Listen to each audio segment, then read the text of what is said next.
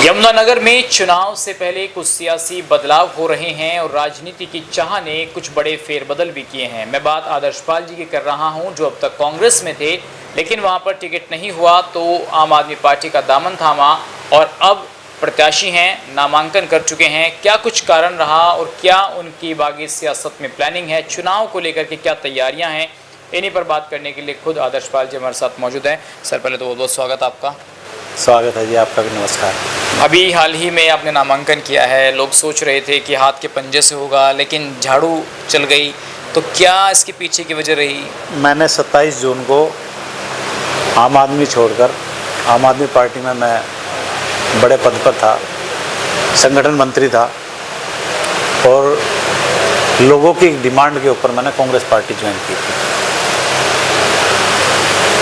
मेरे क्षेत्र के लोगों ने उस टाइम ये डिसाइड किया कि अगर हमें लोगों की इस बार आम आदमी पार्टी विकल्प नहीं बन पाई भाजपा का, हमें कांग्रेस में जाना चाहिए।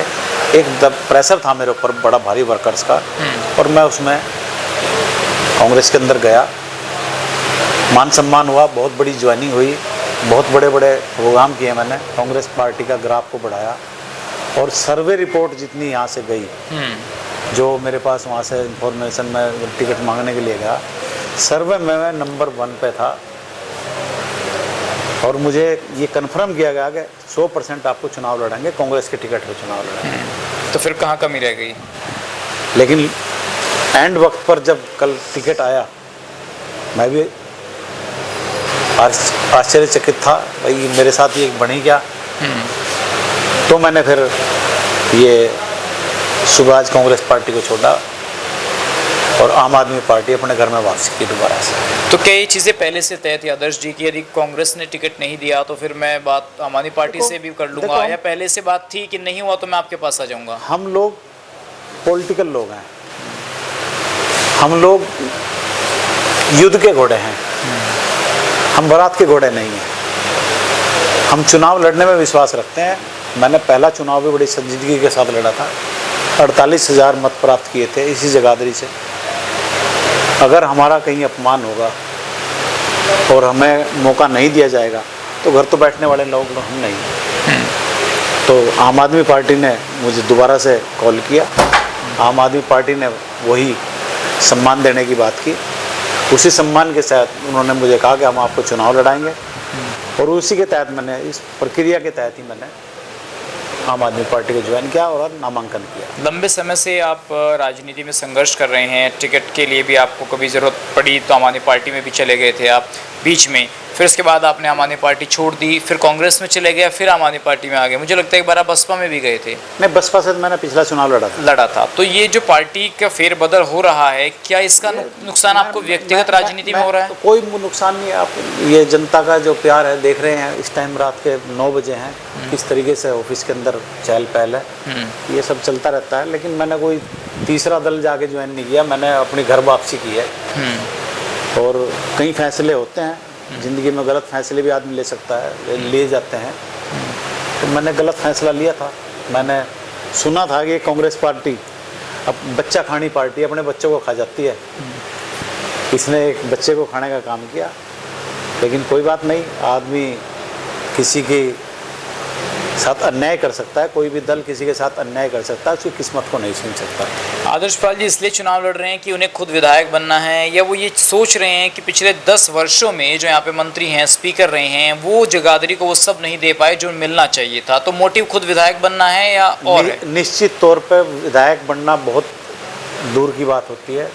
विधायक बनेंगे नहीं बनेंगे ये तो यहाँ के लोग डिसाइड करेंगे, जगाधरी के लोग, जनता डिसाइड करेगी।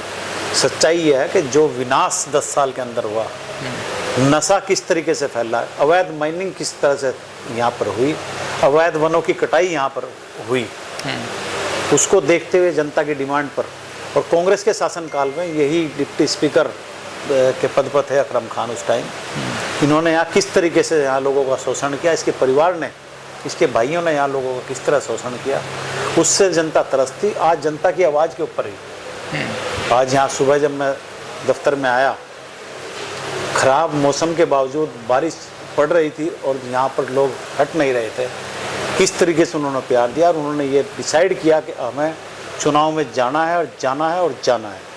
चुनाव में हम गए, हमने फिर आम आदमी पार्टी से बात की, अपने पुरानी पार्टी से बात की, उन्होंने हमें फिर से दोबारा सम्मान दिया और तभी ये फैसला हमने लिया।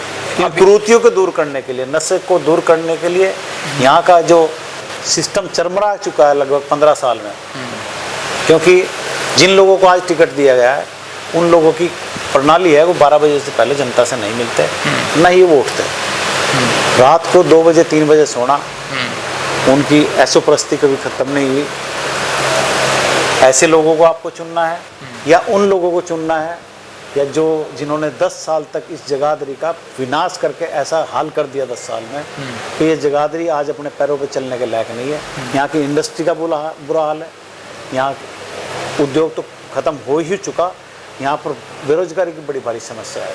पहले यहाँ पर दूसरे प्रदेशों से आके लोग काम किया करते थे, आज ये हालात हैं, यहाँ से विदेशों की दूसरे प्रदेशों की जो लेबर आती थी वो यहाँ से पलायन कर चुकी और हमारे लोगों के पास यहाँ काम नहीं है। जो बात आप उठा रहे हैं, देखिए आज मैंने अकरम खान का भी इंटरव्यू किया, उन्होंने कहा कि मेरे द्वारा जो मैं डिप्टी स्पीकर था तो सारा काम जो कराया हुआ था वो हमने कराया, कंवरपाल जी ने तो कुछ काम नहीं कराया है। लेकिन जो बात नशे की या अवैध माइनिंग की, फॉरेस्ट की, वो बातें उन्होंने भी कही है। तो क्या विपक्ष के लोग मिलजुल कर ये सब एक चीज़ें हैं कि नहीं हो ही रही हैं, सच है या एक प्रोपेगेंडा भी है मंत्री जी के खिलाफ? उसका तो एक ताज़ा उदाहरण है कि एनजीटी ने अभी 500 करोड़ रुपए का जुर्माना लगभग 10 स्टोन क्रैशरों के नाम उसके अंदर आए, जिसमें मंत्री जी और उसके परिवार के भी क्रैशर हैं। 500 करोड़ रुपए का जुर्माना लगा, जिसके अंदर चीफ सेक्रेटरी हरियाणा सरकार इंक्वायरी अफसर बनाए गए, इंक्वायरी चल रही है उसके अंदर। एनजीटी ने किया, वो मैंने और आपने नहीं किया कोई, वो तो जग जाहिर है।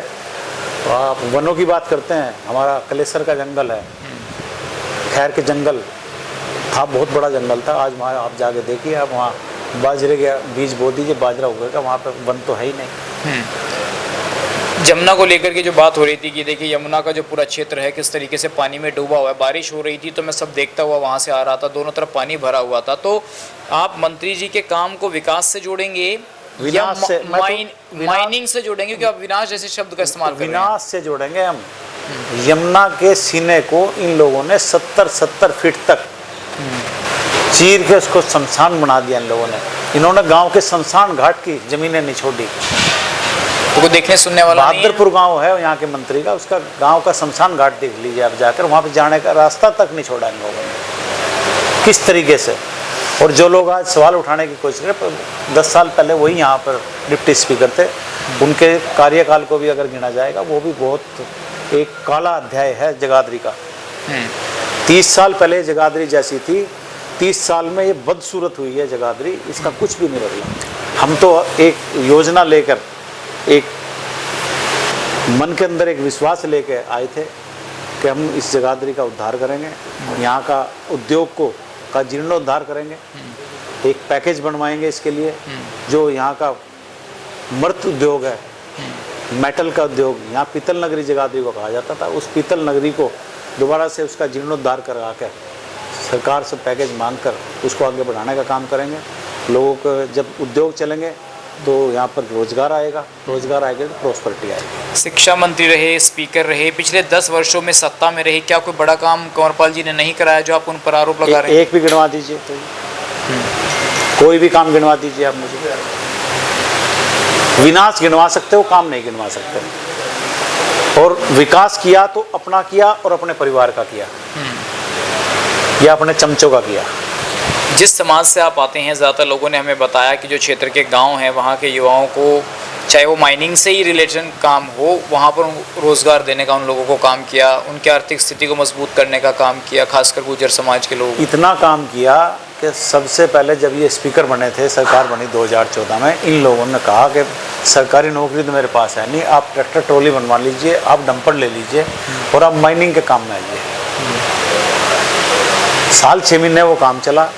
लोगों ने किस्तों के ऊपर भारी भरकम लोन लेकर, एक आदमी की जिसकी औकात बेचारे की 5 लाख रुपए नहीं थी, उसने 20-20, 25-25, 30-30, 50-50 लाख के लोन लेकर जेसीबी ली, माइनिंग में चलने वाले जितने वाहन थे वो लिए। आज वो वाहन थाने चौकी भरे पड़े हैं, पुलिस लाइन तक भर चुकी है। आज उनके ऊपर भारी भरकम जुर्माना लगाया जाता है। 4.5 लाख रुपए लगभग जुर्माना एक डंपर के ऊपर लगाया जाता है। एक ट्रैक्टर ट्रॉली के ऊपर लगभग 2.25 लाख रुपए का जुर्माना लगाया जाता है। तो ये किस तरह का रोजगार है, मेरे समझ से बाहर है। लोगों को कर्जदार बनाया, रोजगार नहीं दिया। आदर्श जी की क्या योजना है, क्योंकि सरकार अगर होगी तो ज़्यादा काम होगा, विधायक बनेंगे तो उससे सीमित काम होगा, तो क्या योजनाएं हैं दोनों को नहीं, लेकर? इस बार हरियाणा के अंदर ऐसे आसार मुझे नज़र आते हैं और शायद आप भी सर्वे करके देखेंगे, जब नज़र आएगा कि यहाँ तिरसंकु सरकार बनेगी। एक एक विधायक की वैल्यू होगी और आम आदमी पार्टी किंग मेकर का काम करने करेगी। और अगर उसके अंदर हम शामिल होते हैं, उसमें शामिल होंगे, अगर क्या होंगे, ये मैं आपको निश्चित गारंटी देता हूँ। सबसे पहले हमारा जो बीमारी उद्योग है उसका जीर्णोद्धार का काम करेंगे, रोजगार लाएंगे। और माइनिंग होगी तो वैध होगी, अवैध माइनिंग नहीं होगी, सबको काम मिलेगा। जो और दल हैं जिसमें आज़ाद समाज पार्टी है या फिर दुष्यंत चौटाला जी की जेजेपी है, और दल हैं, उनको नहीं लगता कि वो कहीं ना कहीं नुकसान देंगे आम आदमी पार्टी को, कि जब विपक्ष में आते हैं सब लोग? ये आम आदमी पार्टी को देखो, सभी दल हैं, सबका लड़ने का अधिकार है, सभी लोग लड़ेंगे। वो नुकसान खाली आम आदमी को क्यों देंगे? वो कांग्रेस को ज़्यादा देंगे, मैं तो ये कहूँगा। बीजेपी को ज़्यादा देंगे वो। तो आपकी तैयारी पूरी आने वाले समय में? तैयारी क्या पूरी- कोई बड़े पूरी- चेहरे भी देखने को मिलेंगे जगाधरी में? बिल्कुल, आम आदमी पार्टी के सब कुछ मिलेगा आपको, जो भी यहाँ जरूरत होगी। आम आदमी पार्टी के मैं 2.5 साल मैंने गुजारे हैं, मैं बहुत काम किया, कार्य प्रणाली से वाकिफ़ हूँ, इसलिए मैं उसमें दोबारा से पहुँचा हूँ। और ये लोग एक मिशन बनाकर काम करते हैं और जगाधरी एक मिशन है पार्टी के लिए। जगाधरी की सीट हम अरविंद केजरीवाल जी की झोली में डालने का काम करेंगे। चलिए, बहुत शुक्रिया सर, आपने अपना समय दिया। Thank you. तो एक आदर्श पाल जी, जिन्होंने आम आदमी पार्टी ज्वाइन की है, चुनाव लड़ रहे हैं जगाधरी से, तमाम मुद्दों पर अपनी बात रखी। फिलहाल